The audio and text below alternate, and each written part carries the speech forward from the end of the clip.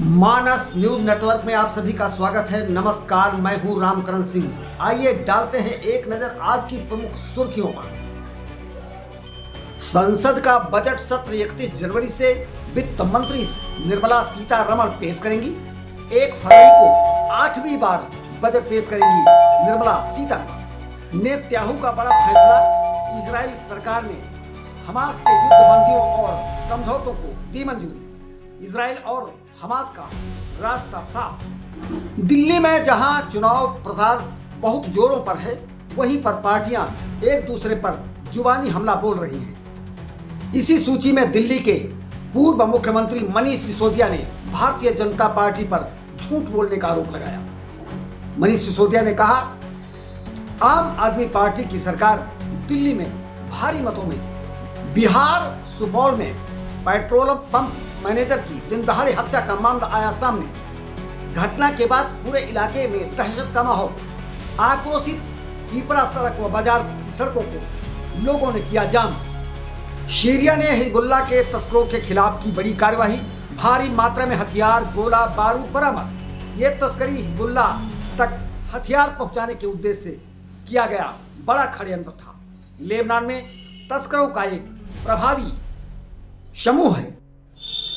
बजरंग दल के राष्ट्रीय संयोजक नीरज दनेरिया ने कहा, वक्फ बोर्ड समाप्त होना चाहिए।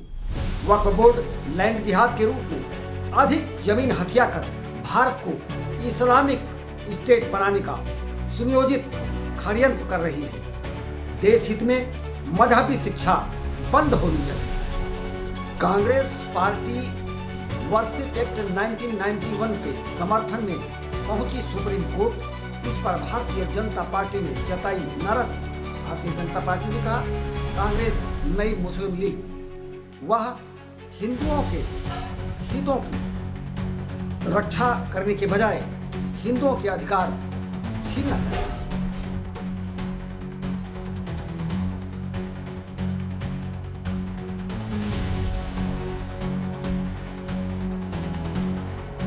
खबर हमीरपुर से है, जहां शुक्रवार को मौदहा क्षेत्र के मेला ग्राउंड और मंदिर के निकट कुछ लोगों द्वारा मजार के निर्माण के बाद हिंदू संगठनों ने जताई भारी नाराजगी। तो जिलाधिकारी को लिखा शिकायती पत्र और मजार को हटाने की मांग। मध्य प्रदेश खांडवा में इमरान से बने ईश्वर को 24 घंटे में इस्लाम में न लौटने पर जान से मारने की धमकी। इफ्तिख्यार ने दी जान से मारने की ईश्वर को धमकी। घर में घुसकर ईश्वर की पत्नी से की छेड़छाड़। ईश्वर ने कहा, हम भोलेनाथ के पुत्र हैं, डरने वाले नहीं। पीड़ित की शिकायत पर बीएनएस की धारा के तहत इफ्तिख्यार पर पुलिस ने मुकदमा दर्ज किया। बसपा प्रमुख मायावती ने दिल्ली विधानसभा चुनाव में 70 प्रत्याशियों को उतारा मैदान में। सूची में नए चेहरों को मिला मौका। दिल्ली का विधानसभा चुनाव बहुत जोर शोर पर है। गणतंत्र दिवस से पहले दक्षिणी पश्चिमी जिले की पुलिस ने अवैध शराब बिक्री और सप्लाई पर लगाम कसने के लिए बड़ी कार्यवाही की, जिसमें 700 क्वार्टर अवैध देसी शराब बरामद हुई है। सप्लायर गिरफ्तार कर लिया गया है। जहां उत्तर प्रदेश सरकार अपने कार्य के लिए पूरे देश में उत्तम कैटेगरी में मानी जाती है, वहीं पर बरेली जिले से शिक्षा विभाग में एक बहुत बड़ा फर्जीवाड़ा सामने आया। पाकिस्तानी महिला 9 साल से कर रही सरकारी नौकरी, पोल खुलने पर बर्खास्त फर्जी निकले सारी प्रमाण पत्र। महिला का नाम सुमालिया खान है। सुमालिया खान ने रामपुर एसडीएम कार्यालय से बनवाया था फर्जी प्रमाण पत्र और शिक्षक की नौकरी कर रही थी।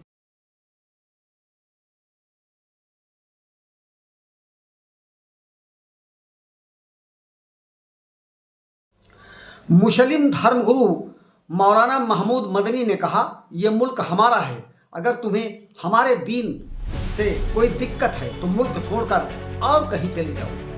मदनी ने कहा, मुस्लिम समुदाय को कभी भी पाकिस्तान जाने के लिए मजबूर नहीं किया जा सकता।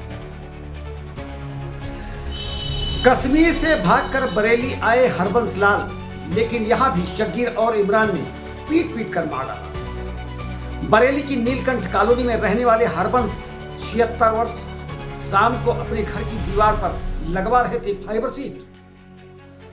बगल में रहने वाले शब्बीर को फाइबर सीट को लेकर हुआ इतराज। इसके बाद शब्बीर ने किया विवाद।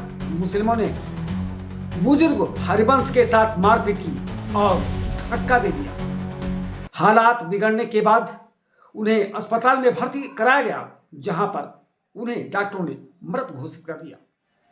शब्बीर परिवार सहित फरार। कुंडा प्रतापगढ़ से राजा भैया ने कुंभ में की सिंह गर्जना। राजा भैया ने कहा, हमारे पास क्या है? न हमारी संख्या बढ़ रही है, न हम शस्त्र संचय कर रहे हैं। आधे हिंदू तो एक झटके में खत्म हो जाएंगे। संस्कृति की रक्षा के लिए शस्त्र बेहद जरूरी है। भगवान राम जब बन गए तो अपने साथ शस्त्र ले गए। भगवान शिव, माँ दुर्गा के हाथ में शस्त्र है। हमने मुसलमानों को, यहूदियों को, ईसाइयों को, तिब्बतियों को देश में शरण दी, लेकिन भारत आने वालों को धर्म बदलने की कोई शर्त नहीं रखी। हिंदुओं के साथ धर्म के नाम पर सबसे ज़्यादा लूट व बलात्कार और हत्याएं हुई। हमने शस्त्र छोड़े, इसलिए जातियों में बंट गए।